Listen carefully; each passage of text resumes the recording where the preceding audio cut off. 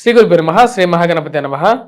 మకర రాశి వారికి రాబోతున్నటువంటి నెల రోజులు అంటే జనవరి నెలలో ఎలా ఉండబోతుందని చూద్దాం.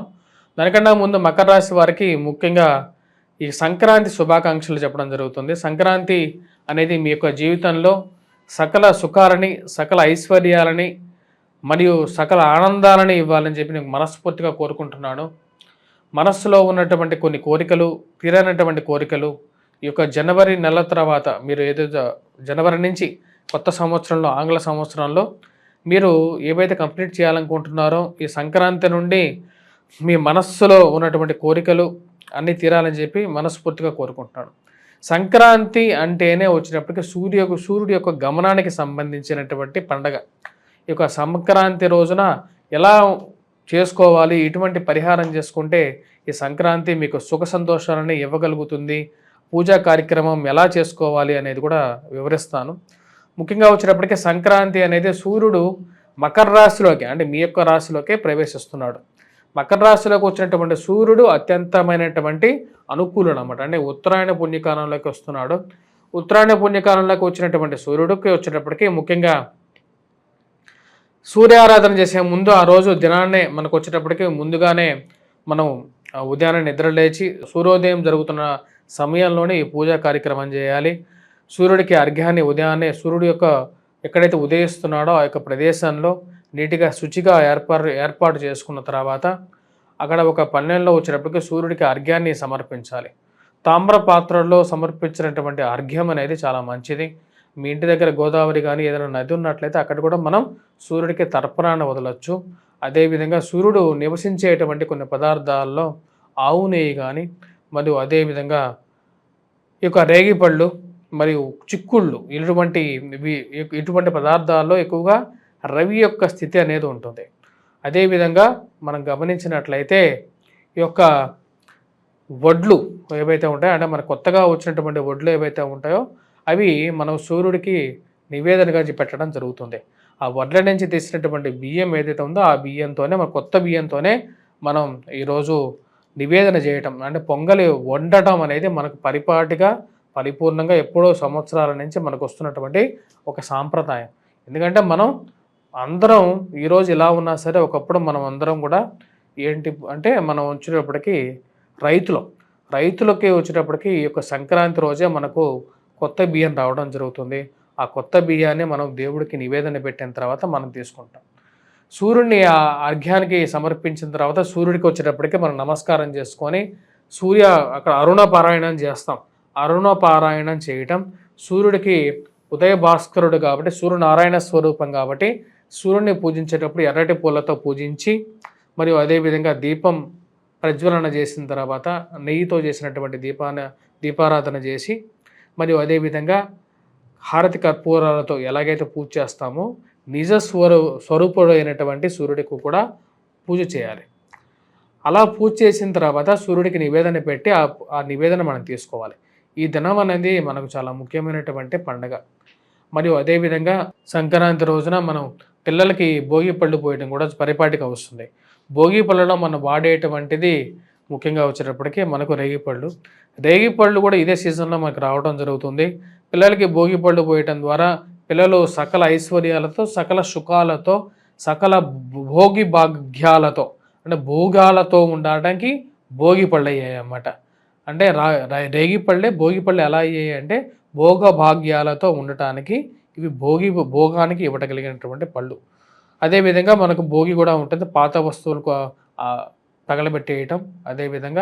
అదేవిధంగా వచ్చినప్పటికీ భోగి పురుషుడిని మనకు సూర్యుడిని ఆహ్వానిస్తాం అన్నమాట. అంటే జరిగిపోయినటువంటి కష్టాలన్నింటినీ ఆ యొక్క మంటలలో మనం పూర్తిగా తగలబెట్టేసేసి కొత్తగా మనం వచ్చేటప్పటికి మన ఇంట్లోకి సర్వ శ్రేష్టమైనటువంటి అమ్మవారిని ఇంట్లోకి మనం రమ్మంటాం, లక్ష్మిని రమ్మంటాం అన్నమాట.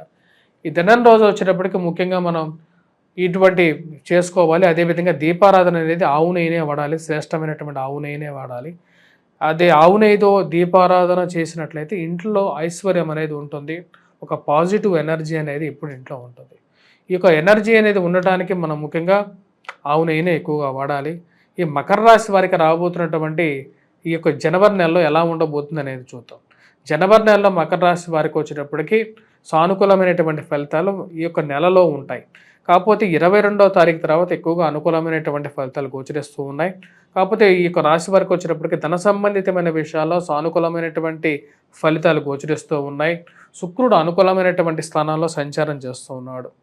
తద్వారా వచ్చేటప్పటికి రాశి వారికి ఫైనాన్షియల్ రొటేషన్ అనేది అనుకూలంగా ఉంటుంది. సమయానికి డబ్బులు ఎక్కడి నుంచి అయినా సరే తెప్పించగలుగుతారు. కుటుంబంలో ఒకరికి ఉద్యోగం రావటం అనేది ఒక మంచి పరిపూర్ణమైనటువంటి ఆనందాన్ని ఇవ్వగలుగుతుంది. కుటుంబంతో గడపగలుగుతారు. యాక్చువల్గా కుటుంబంతో బంధువులతో గడపటం, సుఖ సంతోషాలతో పాల్గొనటం, మంచి ఇరుగు పొరుగు సఖ్యత కలిగి ఉండటం అనేది ఒక శుభ పరిణామంగా భావిస్తారు. ఈ రాశి వారికి వచ్చేటప్పటికి ఖర్చు విషయంలో కొన్ని జాగ్రత్తలు అనేవి తీసుకోవాలి. ఎందుకంటే 14వ తారీఖున రవి జన్మరాశిలోకి వస్తున్నాడు. జన్మరాశిలోకి రవిగ్రహ సంచారం జరిగినప్పుడు అధికమైనటువంటి వేడి అనేది ఉంటుంది. శరీరంలో అధికమైనటువంటి వేడి, ఆరోగ్యపరంగా కొన్ని జాగ్రత్తలు అనేవి తీసుకోవాలి. 22వ తారీఖున కుజుడు అత్యధికమైనటువంటి స్థానంలోకి వస్తున్నాడు అన్నమాట. అంటే ఈ నెల మొదటి కన్నా కూడా ఈ రాశి వారికి మొదటి ద్వితీయార్థంలోనే అంటే 14వ తారీఖు నుండి ఈ రాశి వారికి కొంచెం బెటర్ టైం అనేది రావడం జరుగుతుంది అన్నమాట. 22వ తారీఖు తర్వాత ఈ రాశి వారికి వచ్చేటప్పటికి అత్యధికమైనటువంటి స్థానాల్లోకి, బిందువులు కలిగినటువంటి స్థానాల్లోకి కుజుగ్రహ సంచారం జరుగుతుంది.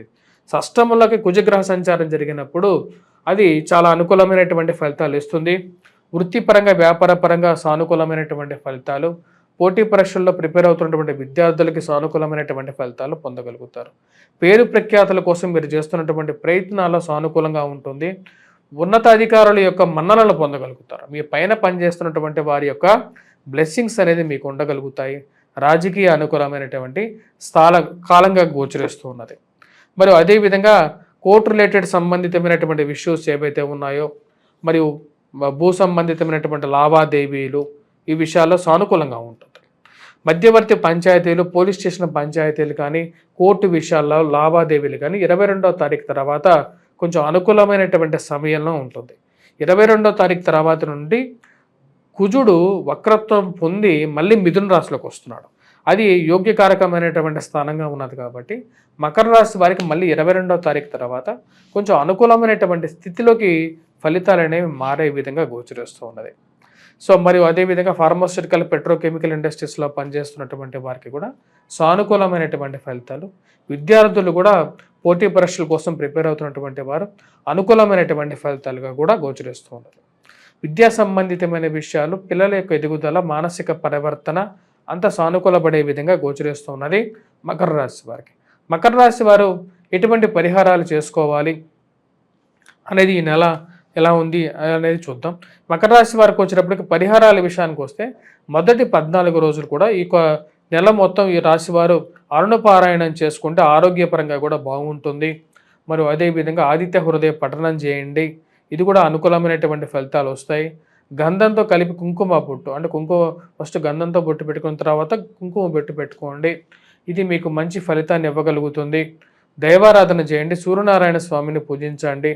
మరియు అదేవిధంగా 22వ తారీఖు వరకు కూడా ఈ యొక్క రాశి వారు శారీరక శ్రమ నుంచి కొంచెం విముక్తి పొందాలి అంటే ముఖ్యంగా వీరు పూజించాల్సినది హనుమాన్ దేవాలయ దర్శనం, మన హనుమంతుడిని పూజించడం అనేది వీరికి మంచి అనుకూలమైనటువంటి ఫలితాలు కూడా ఇవ్వగలుగుతుంది.